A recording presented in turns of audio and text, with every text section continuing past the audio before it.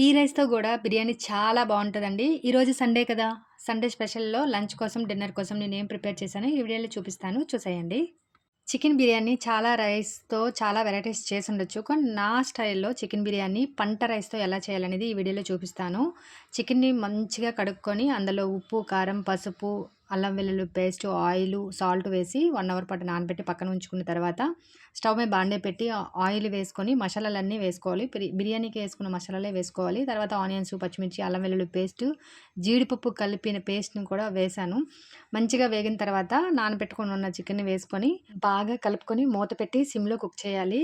చికెన్‌లో ఉన్న వాటర్ అంతా ఇంకినంత వరకు చికెన్‌ని మనం కుక్ చేసుకుంటే చికెను ఉడుకుతుంది. బిర్యానీ కూడా చాలా టేస్టీగా ఉంటుంది. తర్వాత నేను 3 గ్లాసుల రైస్ పంట రైస్ తీసుకున్నానండి. విలేజెస్‌లో వాడే రైస్‌ని తీసుకున్నాను.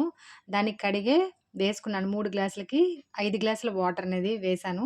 వేసి సిమ్‌లో పెట్టే మగ్గించుకున్నాను రైస్ అంతా. కొద్దిగా ఉడికిన తర్వాత నిమ్మరసం పిండుకుంటే పొడి పొడిగా వస్తది. కొద్దిసేపు అయిన తర్వాత కూడా పొడి పొడిగా ఉంటది రైసు.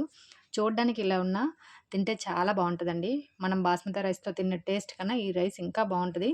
తర్వాత కొత్తిమీరతో, డ్రై ఆనియన్స్‌తో డెకరేషన్ చేసుకొని, గార్నిష్ చేసుకొని, మనం వేడి వేడిగా తింటే చాలా బావుంటది. అది లంచ్ కోసం చేశాను. పిల్లలందరూ తిన్నారు హ్యాపీగా.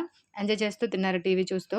పిల్లలకి ఎప్పుడు హై లెవెల్ ఫుడ్ కన్నా, మనం లో లెవెల్ ఉన్న ఫుడ్ గూడా అలవాటు చేస్తే వాళ్ళు పెద్దయ్యాక ఎక్కడైనా అడ్జస్ట్ అవుతారండి. నా ఒపీనియన్ అది. అడ్జస్ట్ అవుతారని. రైస్ మాత్రం విలేజ్ నుంచి తెప్పించుకొనే వాడతాను. తర్వాత నైట్‌కి చేపలు తెచ్చారు. చేపల పులుసు పెట్టాను. చేపలు పెద్ద చేపలో సొనుంది. దాంట్లో ఎగ్ బుర్జీలాగా చేశాను. అది ఎలా చేశానో తర్వాత చెప్తాను. సండే వచ్చిందంటే వంటల్లో స్పెషలే కాదండి. పిల్లల హెయిర్ కోసము, వాళ్ళ హెల్త్ కోసం గూడా మనం కేర్ తీసుకోవాలి. నలుగు పెట్టడము, హెయిర్‌కి ఆయిల్ పెట్టడం గూడా చేయాలి. ఇదేనండి ఈరోజు వీడియో.